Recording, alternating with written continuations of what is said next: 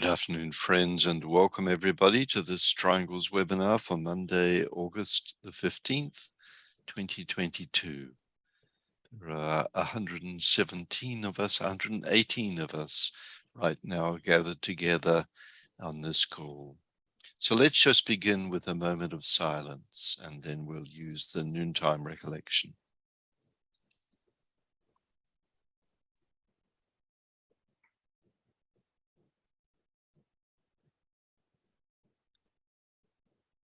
We know, O Lord of life and love, about the need.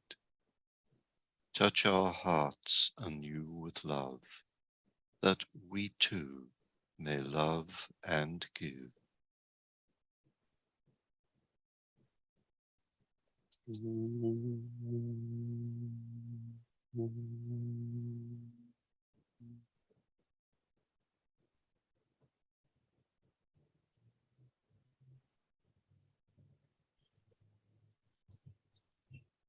So here we are, 130 of us now. So my name is Steve Nation, and I'm very happy to be your host today. As most of you know, these regular weekly Triangles webinars have two main goals, both of which seek to strengthen the planetary network of triangles. The first idea is to introduce new people to triangles and hopefully stimulate the formation of new triangles. So if you're new, you're very welcome.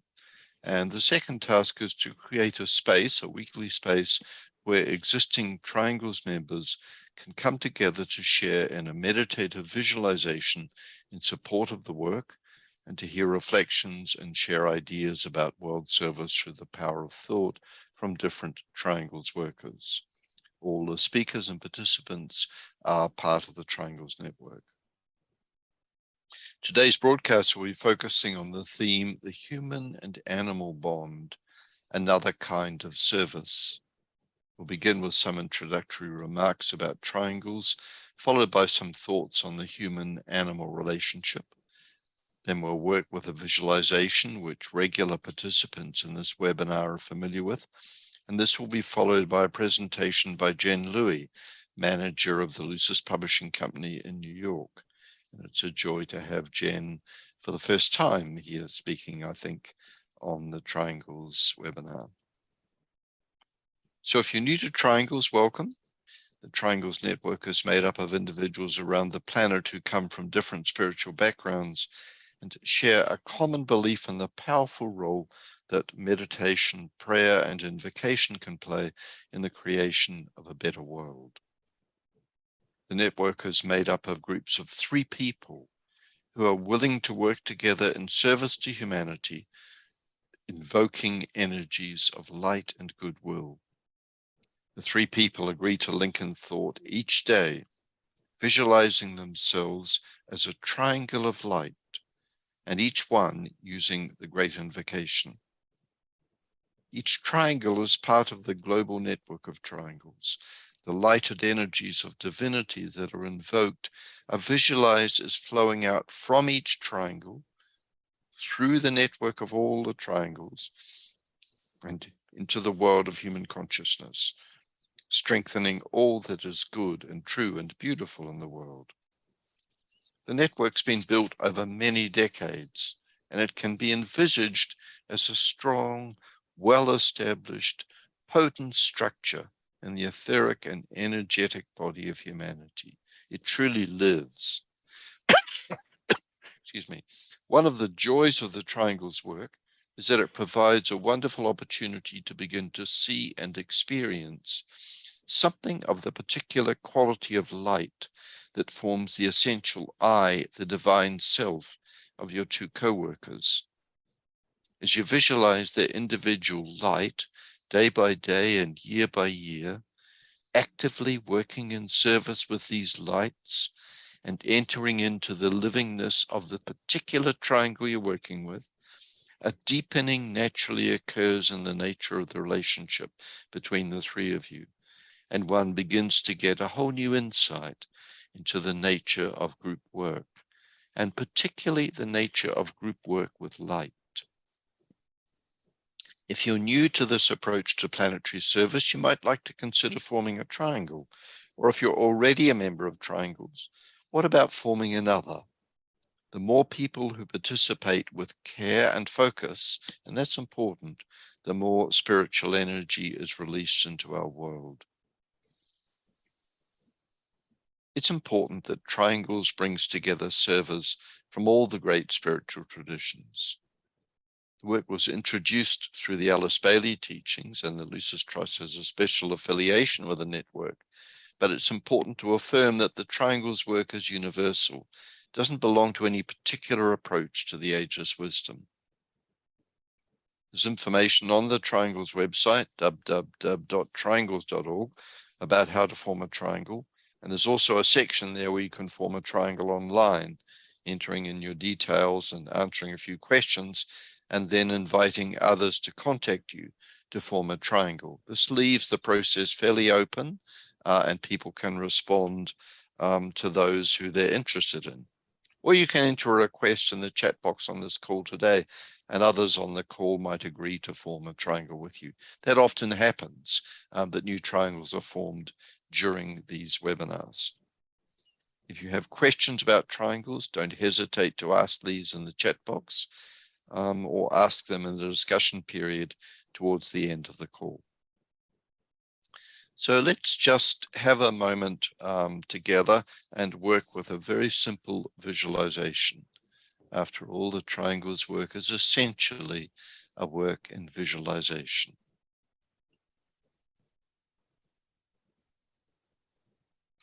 Still yourself and imagine yourself as the soul, the divine self, or what you might think of as your essential Buddha nature, a radiant center of light and love that is the essential I, the essential you.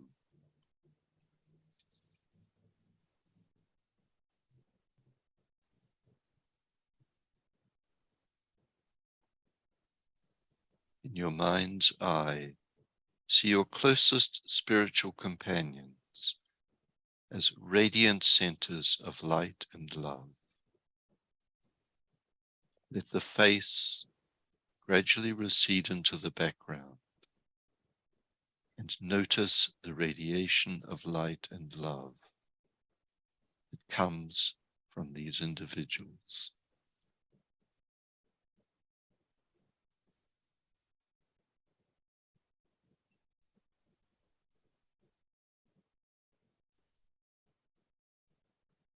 Imagine that you're linked together on subtle levels as triangles of light, and that these subtle triangles are part of a network, linking all parts of light, all points of light in the world. Imagine the richness of all points of living light from incarnated human beings living now. A great network of light. And now visualize lighted, loving energies flowing through the global network. From the mind of God, the heart of God, and from the center where the will of God is known.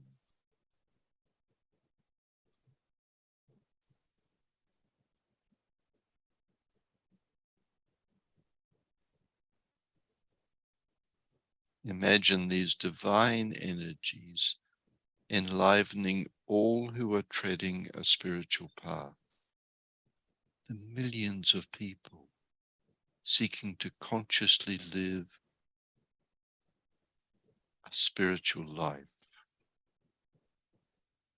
Imagine these energies flowing through small groups of servers from every point on the planet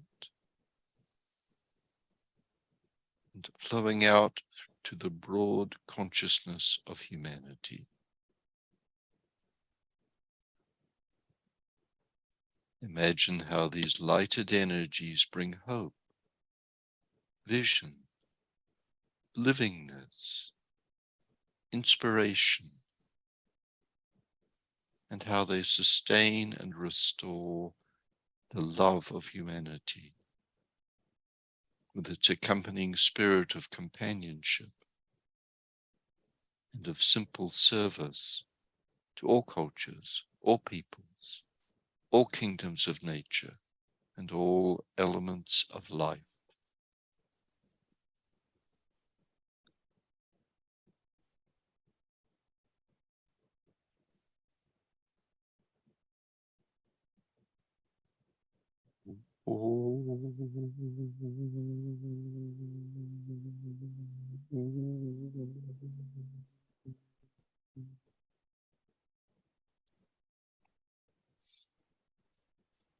Thank you.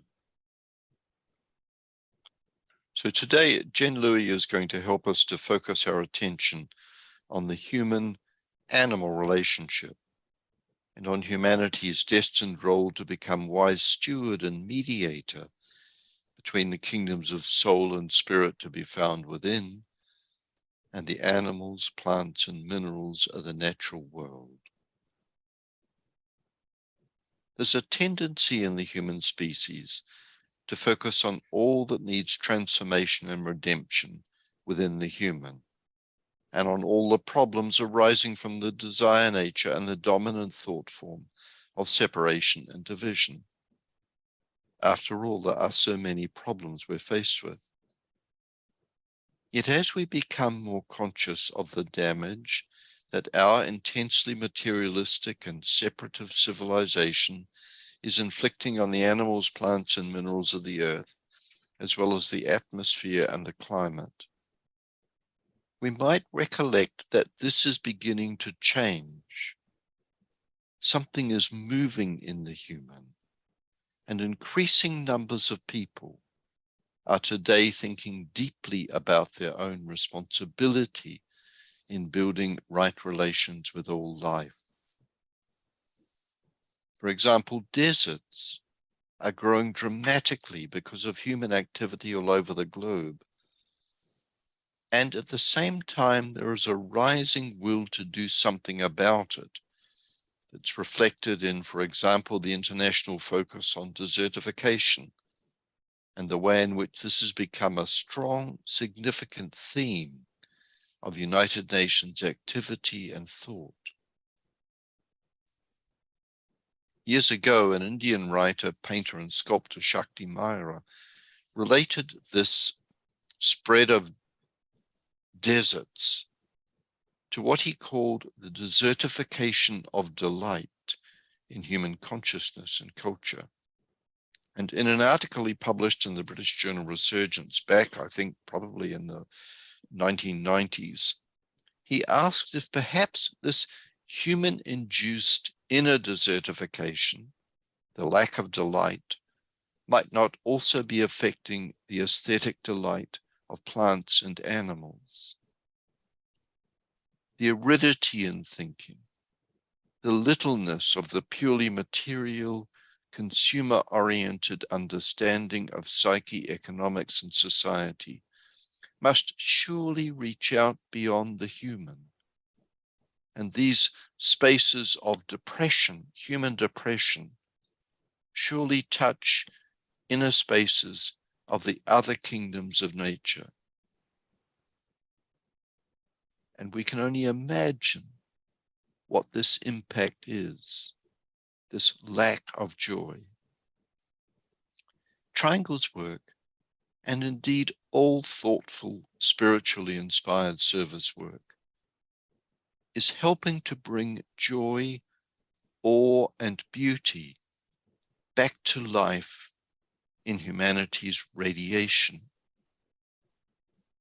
And we can only begin to imagine the impact that this will have on the animals of the world, all of the animals, the tiny little creatures and the great big monsters.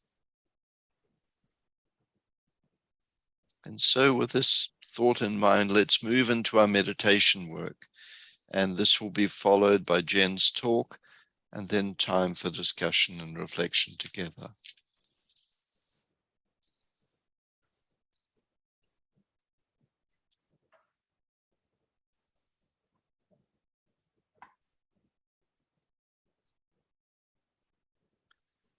serve.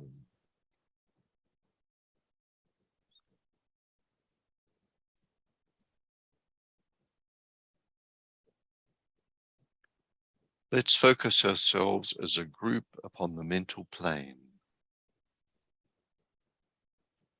and link in thought as a soul, as a point of love and light, with all those people throughout the world who are working with this Triangles meditation group.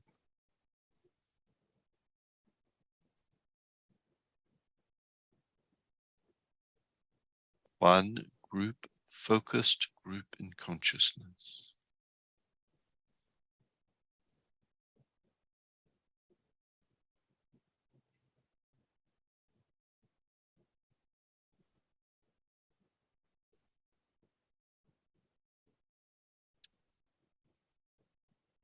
And as a group, we say, in the center of the will of God I stand.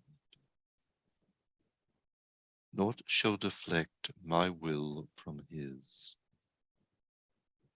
I implement that will by love. I turn towards the field of service.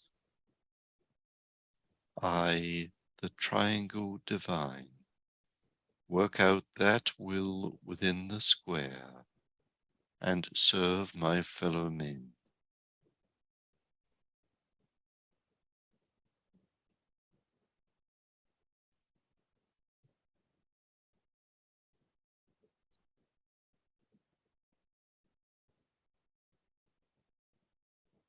And now imaginatively link with two other points of light, two individuals who share your spiritual path with you. And imagine that you're creating a triangle of light.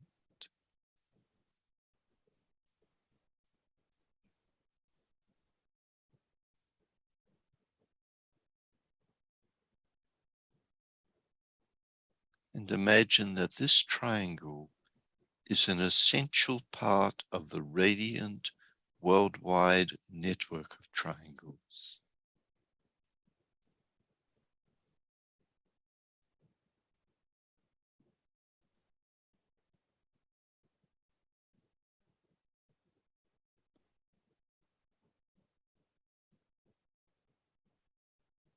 Hold the consciousness immersed within the light of the group soul, a heart of love which underlies and infuses the network.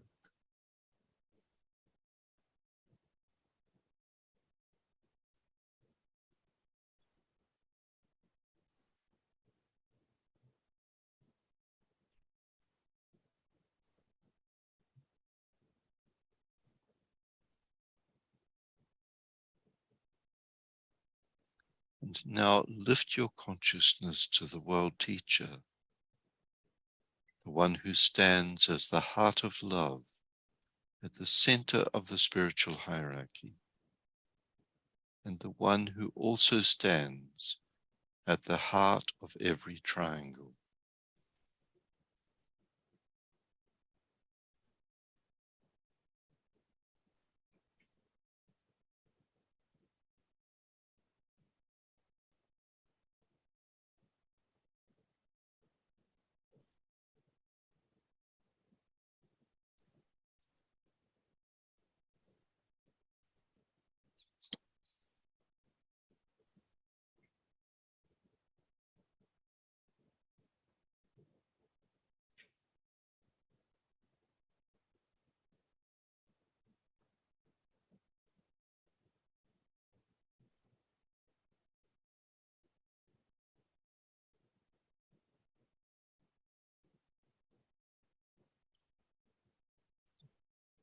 Visualize the energies of love, light, and goodwill circulating in, through, and around the triangles network. See these energies flowing as a constant stream.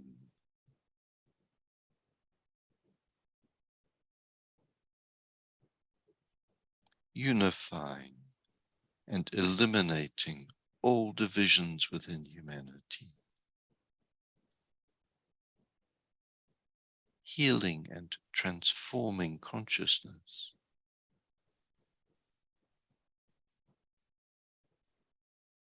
and enabling human beings to establish right human relationships.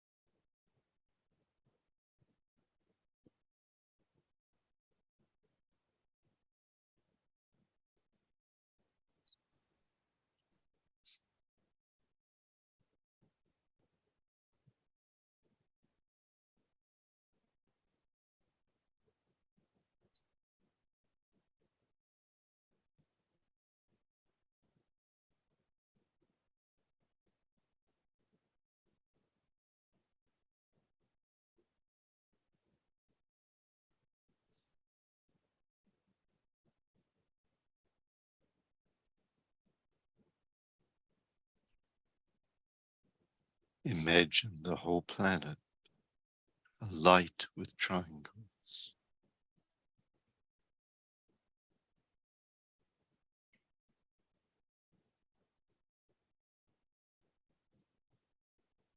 Imagine that new triangles are being formed everywhere in the world.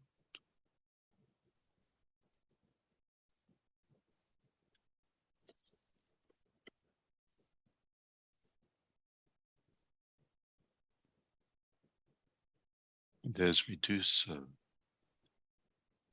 let's use together the mantra of unification in its adapted form. The souls of all are one, and I am one with them. I seek to love, not hate. I seek to serve and not exact due service. I seek to heal, not hurt.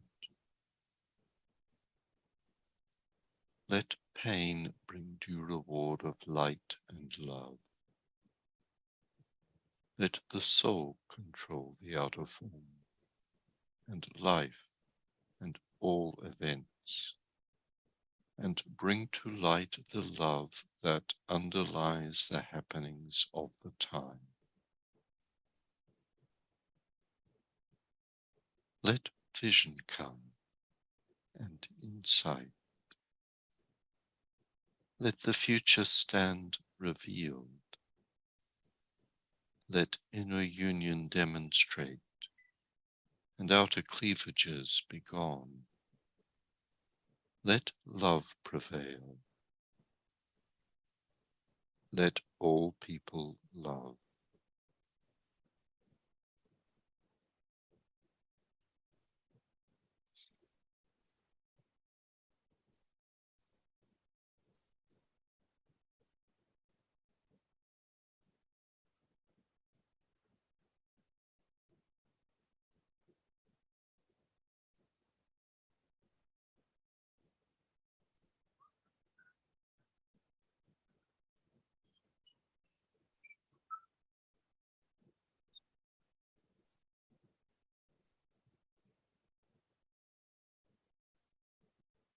And now we'll sound together the great invocation. You can do this wherever you are, silently or aloud, but it's important that we all do it.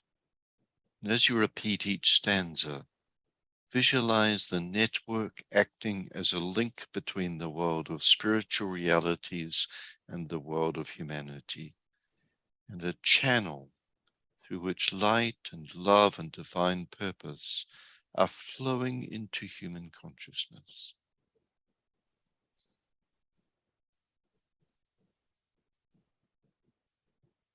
From the point of light within the mind of God, let light stream forth into human minds. Let light descend on earth. From the point of love within the heart of God, let love stream forth into human hearts. May the coming one return to earth. From the center, where the will of God is known, let purpose guide all little human wills, the purpose which the masters know and serve. From the center, which we call the human race, let the plan of love and light work out, and may it seal the door where evil dwells.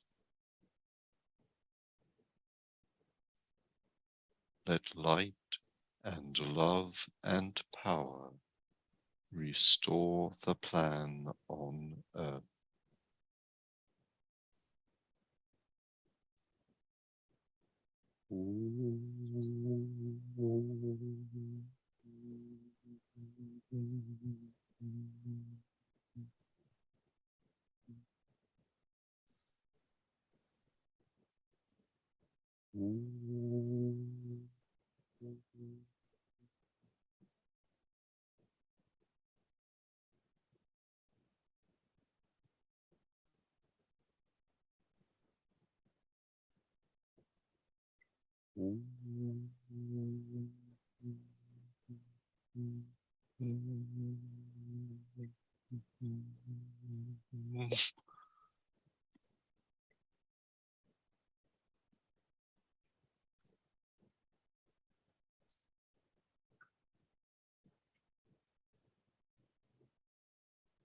Thank you, friends.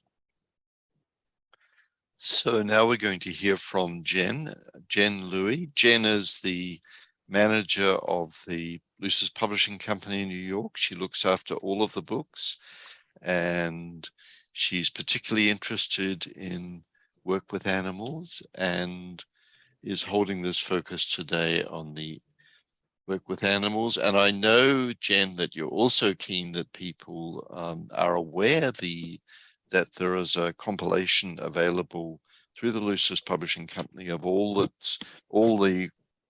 or a good selection of the comments made by Alice Bailey in the Tibetan on the animal kingdom. Right, Steve. So welcome, Jen. Thank you, Steve, and good afternoon or evening, everybody. It's really great to be here. So we speak of humanity standing in the middle. What does that mean? That means that above us is, we feel, a group of beings drawing us further upward on our individual and collective paths of evolution. Below us are those life forms which may not yet have developed a consciousness capable of perceiving a path of evolution. Those three kingdoms, referred to as animal, plant, and mineral, live within their own instinctual and complex paradigms of being. But here we are, standing right in between those two groupings of life, those above and those below. Halfway home, those greater beings above us might say, but we know there is work to be done along the way. In the Alice Bailey book, The Animal Kingdom, a spiritual perspective, we're given a bit more insight into humanity's intended path of service when it comes to the animal kingdom.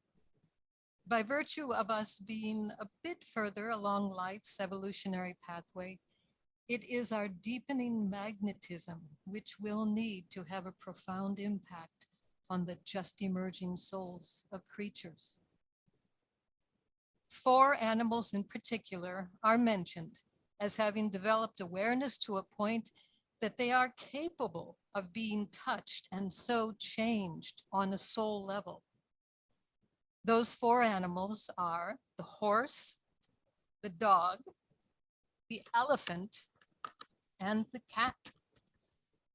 Historically, each of these animals has had significant interaction with the human race.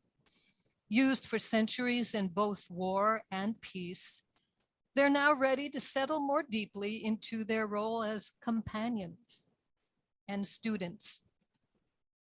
Esoteric psychology states that the effect and purpose of a relationship between man and animal is to provide a step forward for the animal.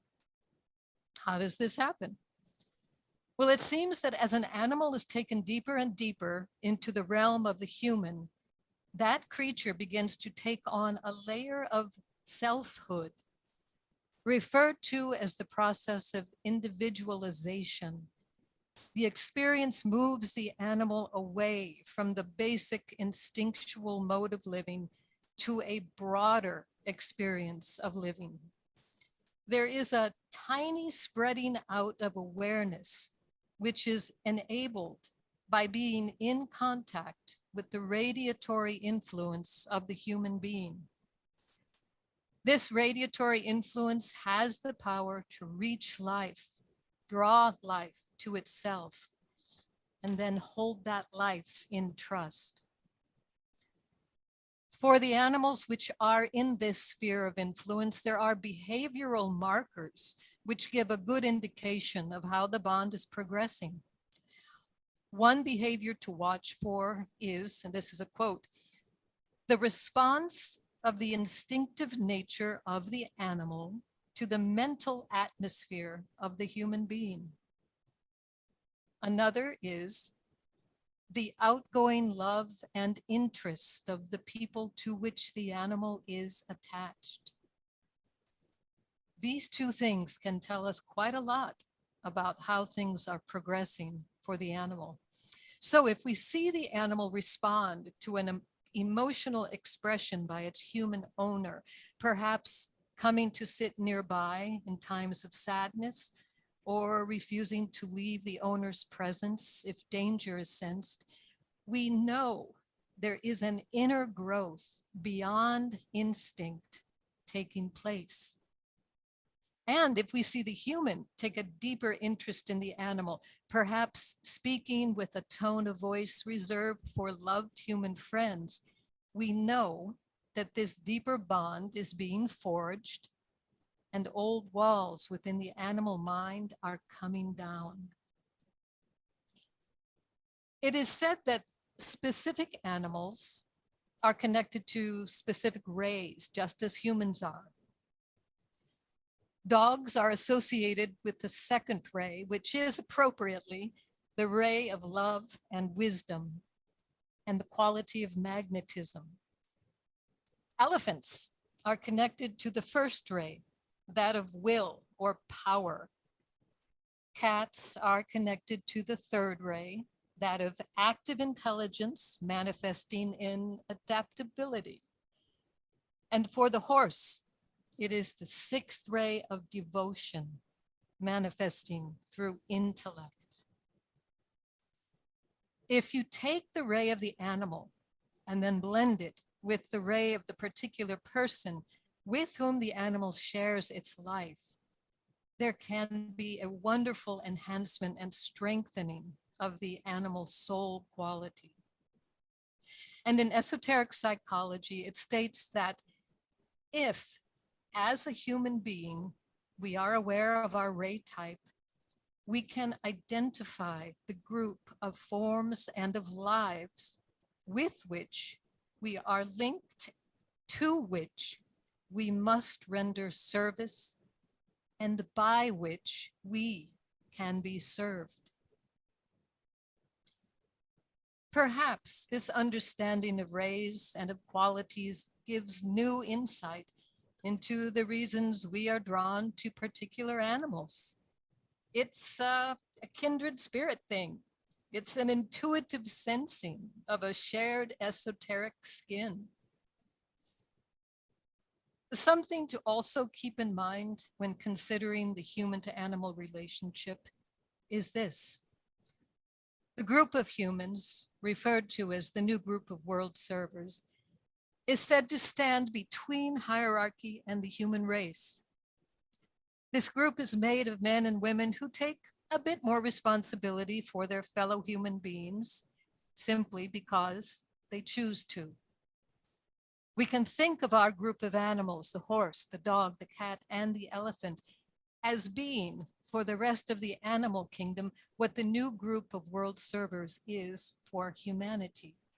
That is, a grouping of lives which pull their fellow life forms a bit further down the evolutionary road. Because of their meaningful interaction with humans, they are a step ahead of what we may think of as wild, though still existing within their instinctual worlds.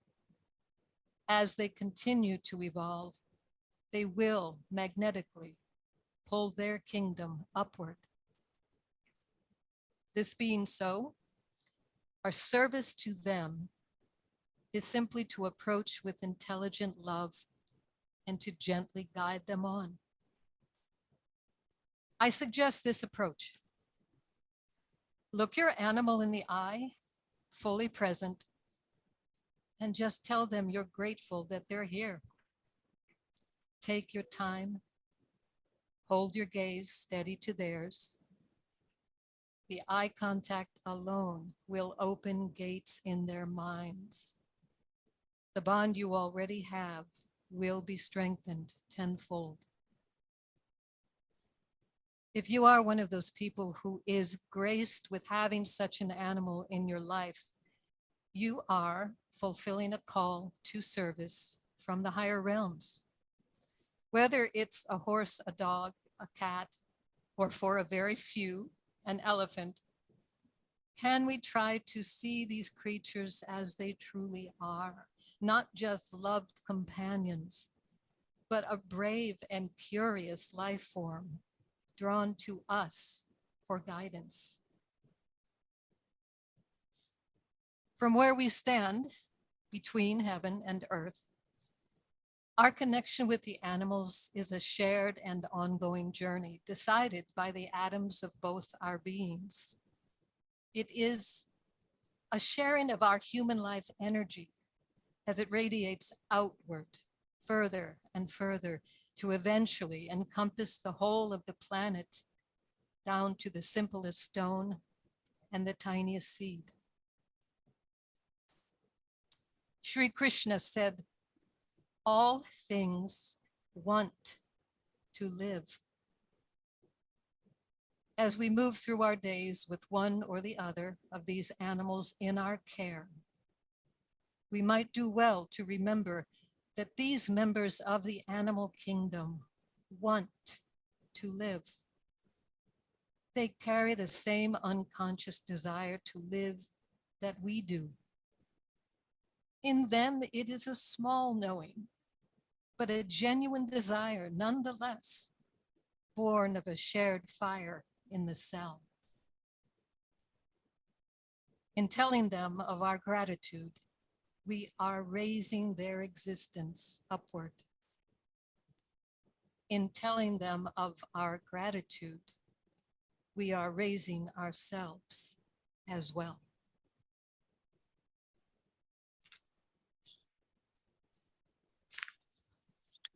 Thank you, Jen. By Joe's is a lot to think about, and that's a beautiful talk. Thank you so much. Well, thank you, Steve. So interesting to think of these animals as like the new group of world servers. Mm-hmm. And we can also think then, like, you know how when we think of the New Group World Servers, we also think of the heart, that core at the center of the New Group World Servers of sort of individuals from all different spiritual traditions who have a living, vibrant spirituality, who form the real heart center of the New Group of World Servers. So too with these four animals, those individuals who have particular relationships, bringing them into the real heart of that sort of group at the heart of the animal kingdom. Mm-hmm. It's a great thought. Mm-hmm. Yeah, when I think of these animals as being the ones that will eventually pull the entire animal kingdom onward, it's humbling actually to think of living with one of these little guys. I mean, they're exactly. You know, we think of them as wild and full of instincts, and when they do something unusual, so often we say, oh, that was just instinct, that wasn't a real connection, that wasn't something they thought to do. And I've run into so many animal trainers who also teach that it's all instinctual, but you know, sometimes things happen that are so far beyond that instinctual phase. And I'm sure many people out there listening have had experience after experience with their animals of these kinds of things. Gary asked in the chat, Gary asked an interesting thing, and it is interesting. He says, what about dolphins? That Gary says they always seem to be fairly advanced. And the thing that occurs to me is the role that dolphins are playing in not just those people who happen to have experiences with dolphins, but through the whole of human imagination. We've become so aware of dolphins and experiences that we read of with people with dolphins. And it shows that DK's reference of these four animals, it really can be widened. I mean, we can imagine, I remember reading years ago about in England, a guy called John Aspinall who had a zoo, but whose whole work was about building relationships with very wild animals, including lions. And you can imagine those experiments really being at the heart of this New Group World Servers of the kingdoms, the movement of kingdoms. And Maria Salcido asks about the cow, which is a sacred animal in India. Which it is. It's a sacred, much revered animal in India. It's beautiful.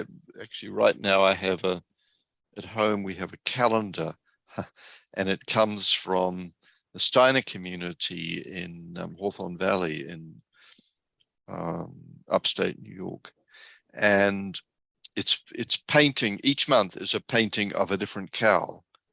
And because this is it's a big dairy farm, along with a whole lot of other projects. And I remember years ago at World Goodwill in London, a talk by Satish Kumar, in which he spoke about the cow. Much of his talk was about his relationship with the cow. He lived in Devon in the south of England. And I remember it. It was the most beautiful talk about milking the cow in the morning, how the cow calmed him down. And actually it was about what you were talking about, Jen, about his gratitude for this cow. If I remember rightly, the cow's name was Daisy. It would seem to be a good cow name. Yeah, I think gratitude has a lot to do with it. And anybody who's ever looked an animal in the eye and had feelings of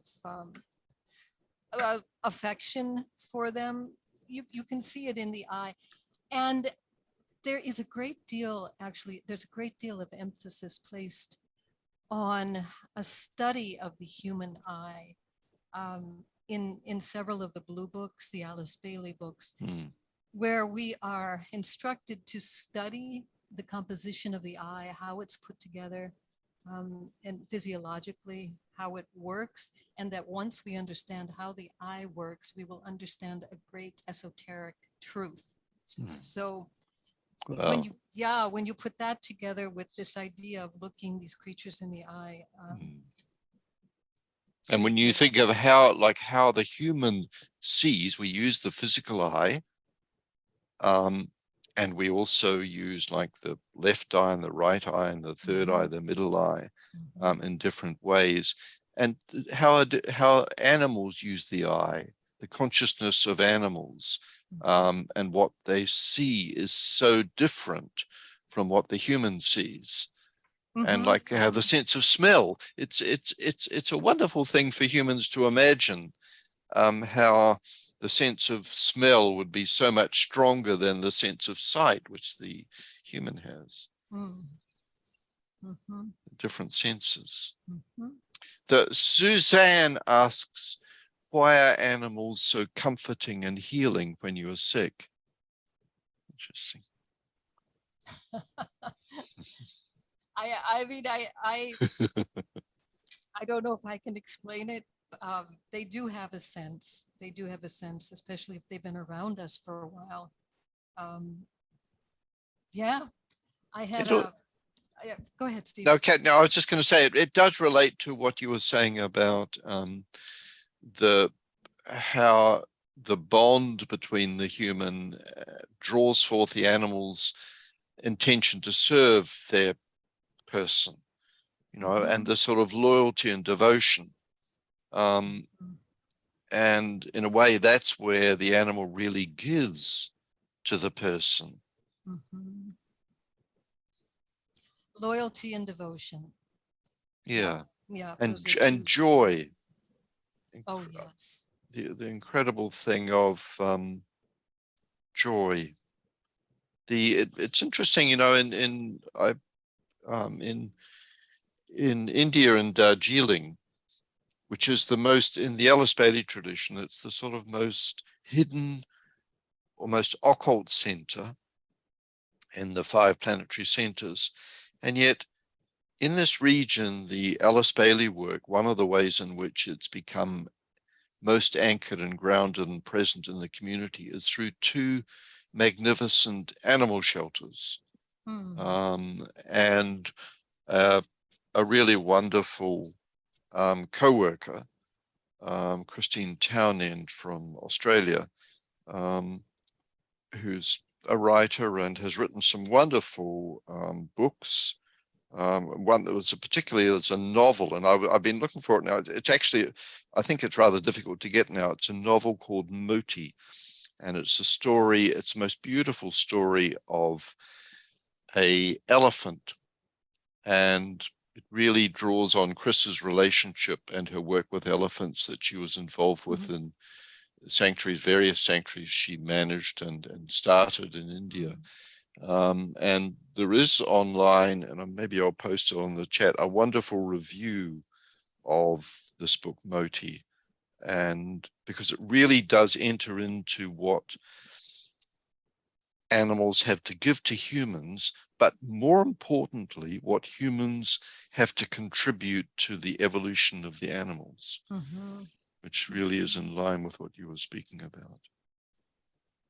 How do you spell that, Steve? I actually want to look that up. M-O-T-I. M-O-T-I, okay. Yeah. Thank you. And it's written from the perspective of Moti, who was a wild elephant and then was captured and then became part of, there's a big tourist trade in Jaipur in India, where elephants, tourists are transported to sort of sacred sites up steep hills by elephants, and the elephants there suffer terribly from they suffer from blindness because of they shouldn't be out in the sun, because they're usually working in the worst possible time in the day when the tourists are there, the peak of the sun, and they also suffer terribly from getting burnt feet from the heat of the asphalt. among other things. And, you know, it's a sort of fairly humiliating life, but there's a lot of changes, and Chris has been instrumental in terrific number of changes in the management of the animals involved in the tourist trade in Jaipur. But that book, Moti, is, I'll just have a look and I'll add a review, because it's such a lovely review of the book. But it'll take me a second to do it. Maybe, Jen, while I do this, you would have a look at the chat and see if there's something else to mention. All right. Studies have determined that dogs have learned to read human eyes. I completely believe that. I bet a lot of people who have dogs would too. Clint, Animal Kingdom closed off from transitioning to human life. You know, Clint, I had a conversation with somebody recently about that, and who knows, but the teaching right now, the belief right now is that some animals do make it through. I know nothing more about it, but yeah, apparently the door is closed for the majority, but for those very few, it's open. Let's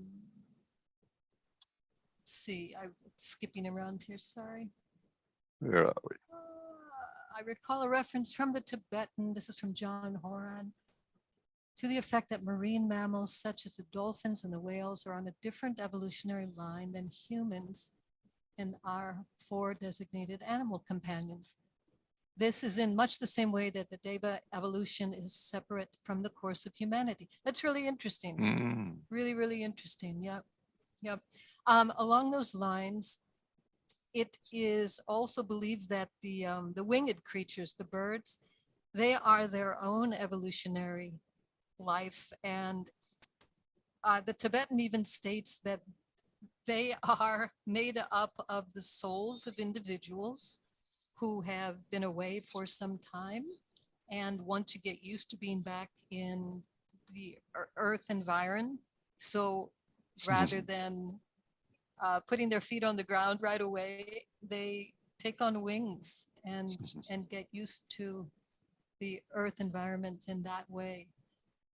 It's kind of a beautiful thought.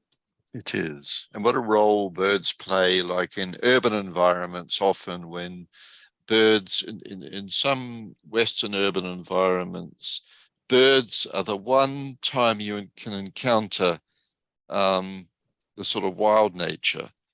And often birds, like little birds, are so touching because of their apparent vulnerability, you know, in the midst of all the concrete and everything. And then you see such beautiful colors. It's wonderful when you think of the role that sort of now great communicators are playing in use of cameras and use of all modern technology to take like huge audiences to see closely everything about the life of the animal, of an animal.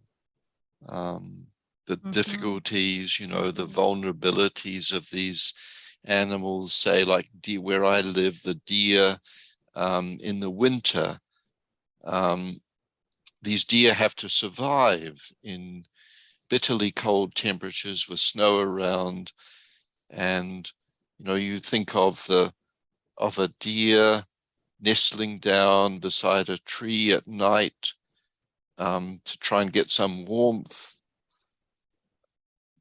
And programs which are very popular, they are totally transforming this human sense of relationship, this ability to start to see and feel and think of what the animal's experiencing.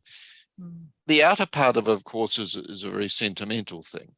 But behind that, there is something much deeper. Yes. Yes, we've got two hands raised. Do we want Oh, lovely. Yes, we should. That's Barbara, do you want to unmute yourself if you're able to do that? And then we'll go to Sam.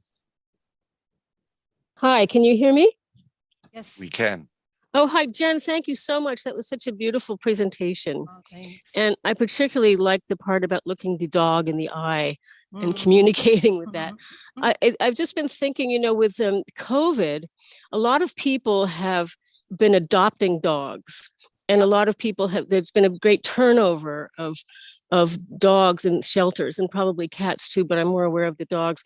And a lot of these dogs have been abused, and you don't know what's happened to them in their life to make them react a certain way. But if you look at them really carefully in their interactions with people, you can tell what's happened to them. You can tell if a dog has been hit with a tool, for example, like a shovel or a rake, because every time they see that type of tool, they just react.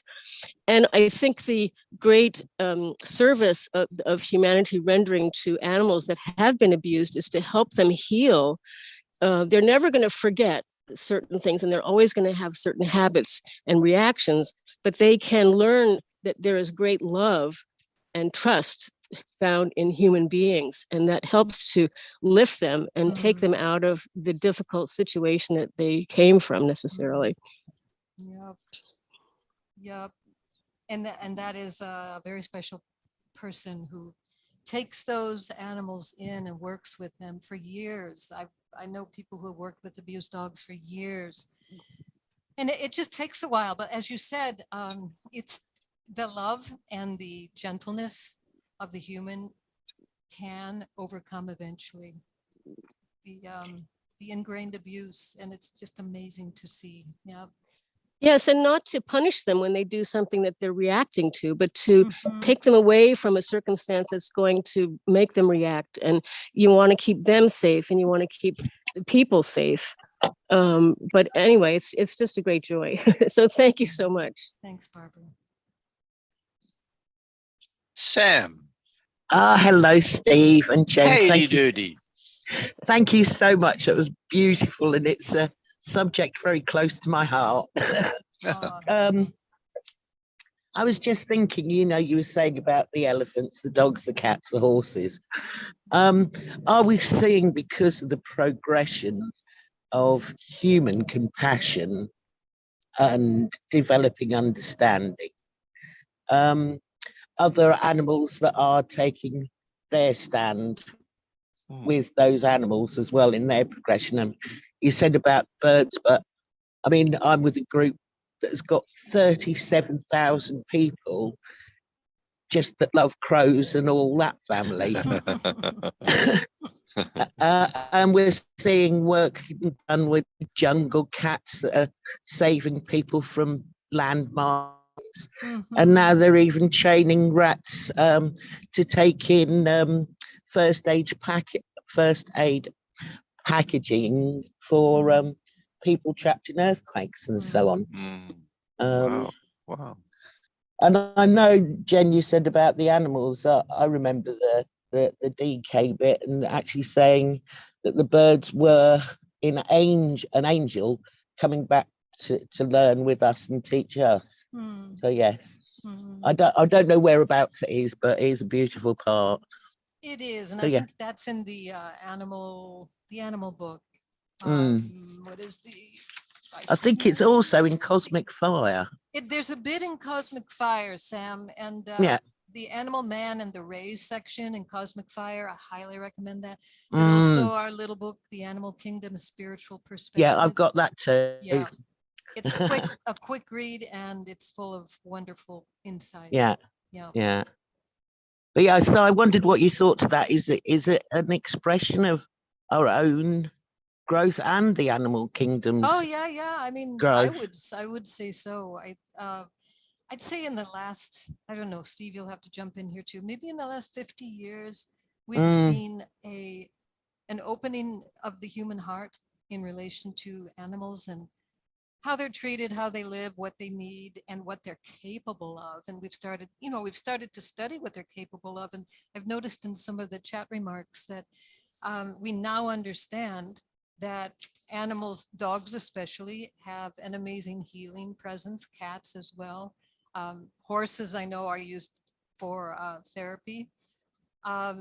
We are open to that idea now of animals having something to offer us beyond just companionship and what they've always done, gone into war with us or yeah, so the whole concept of what an animal is changing.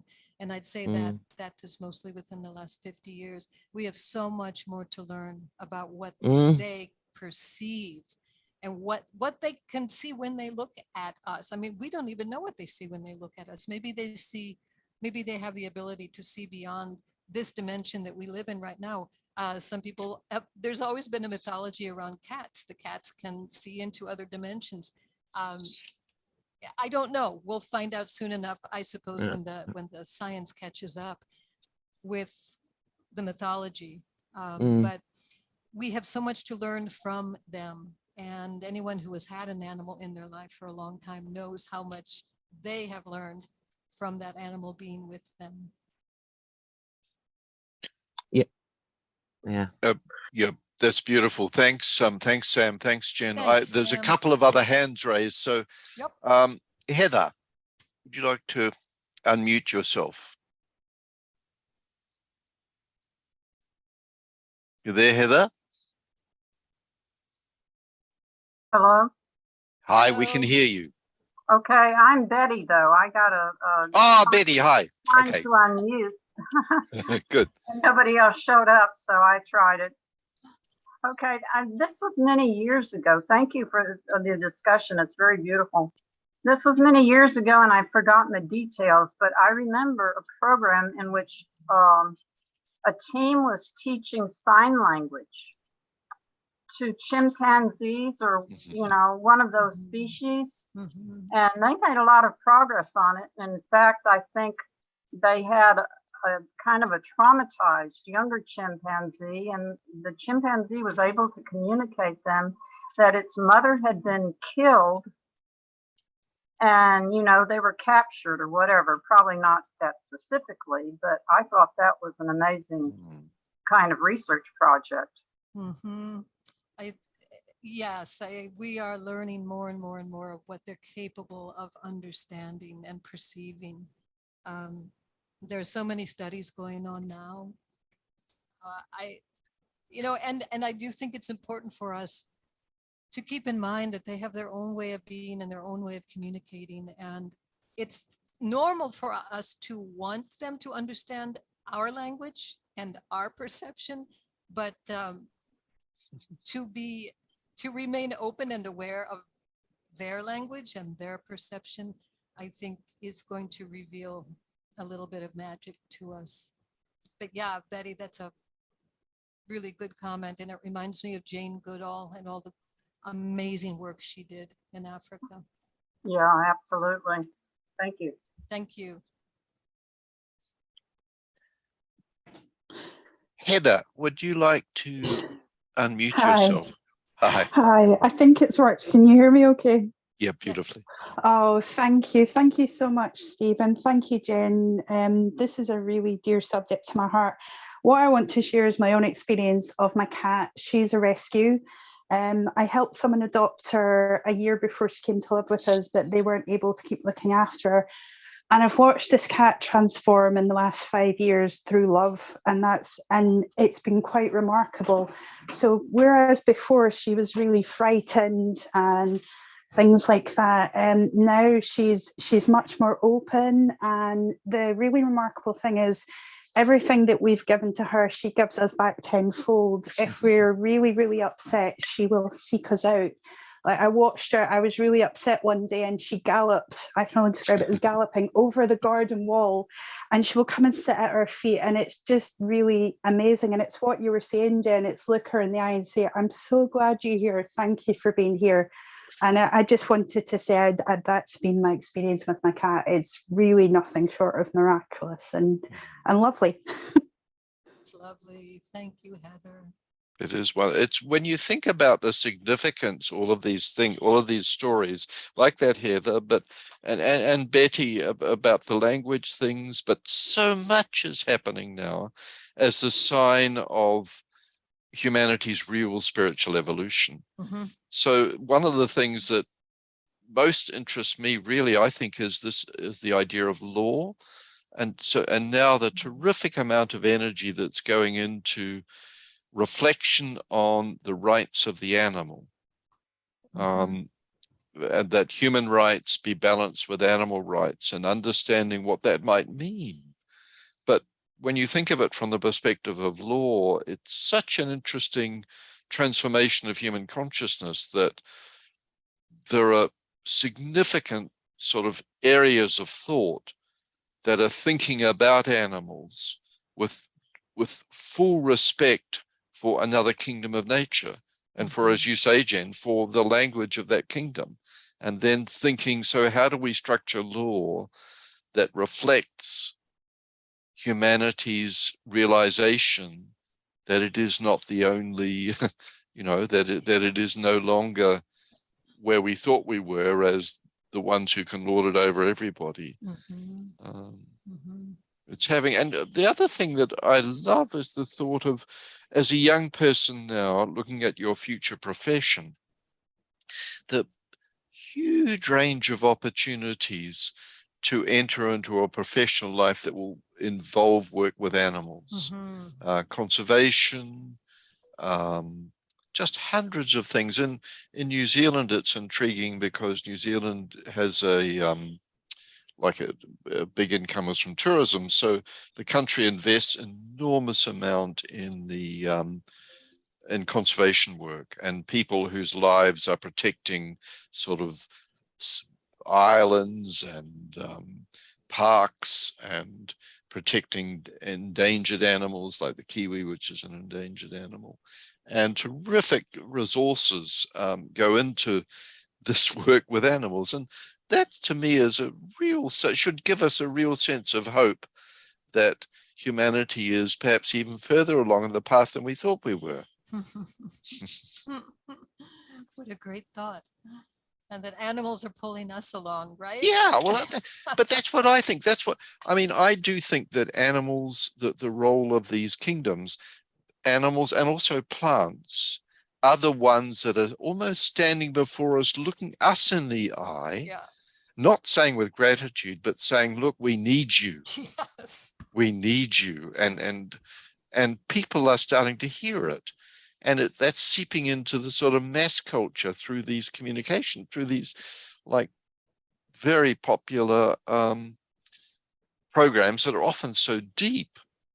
And that almost take what you said about the eye, it's as if figuratively they shine a camera on the eye of, say, the elephant or the something, and and they are learning to do it in a way that you see into the soul of the animal. It's that's a new sense that is happening in the human. It sure is. We're moving past the wonderful stage of wanting to know more about their natural habitats and their instincts and all that. And that was great. I mean, all of those PBS shows that we all watched, wonderful. But we are now moving into this whole new arena. It's a new paradigm of, like you said, Steve, what's underneath, what's behind. And things are moving very, very quickly. We're finding out just how much we have in common, and just how beautiful our coexistence can be, and what we can learn from each other.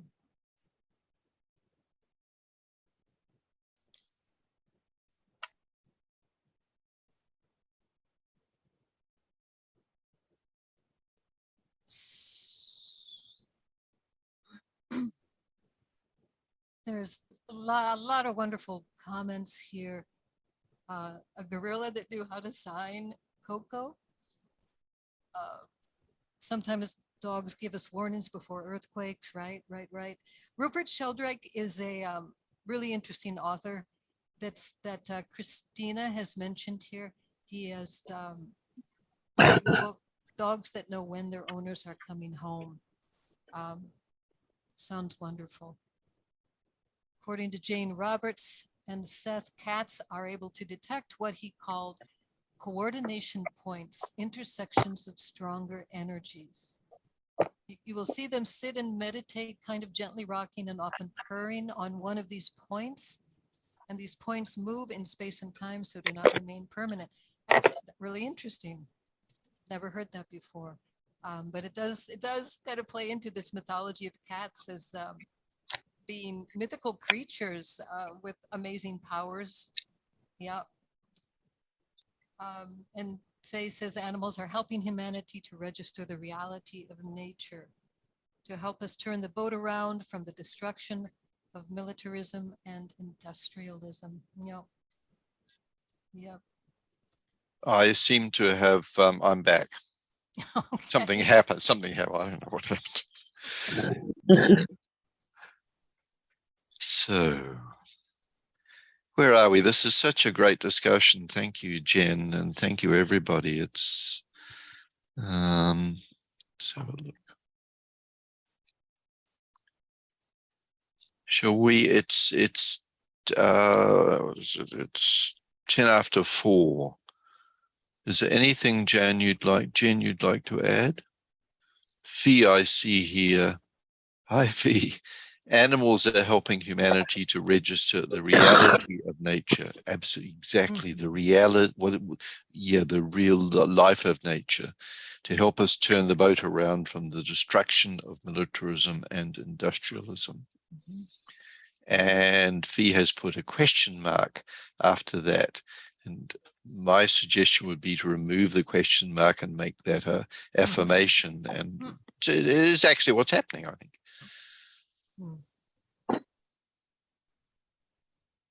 So I would just say, we all really are graced to have animals in our lives. So I will do better myself to think of my dog as somebody I'm serving and some creature that I can learn from. And I hope we all can do the same. The earth needs us to reach out to these creatures, all of them, not just the aforementioned, but all of them. And as best we can, forge new relationships with them as we create this new life, this new earth that we want, because they will be here and they will be part. Beautiful. Thank you, Jen. That's a really wonderful note to finish on, I think. Let's just have a moment of complete silence.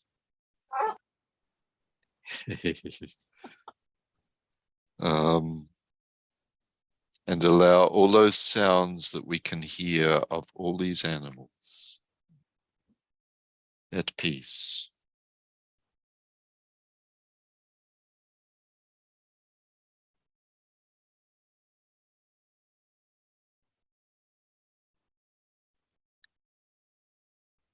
Thank you, friends. Thank you for that work.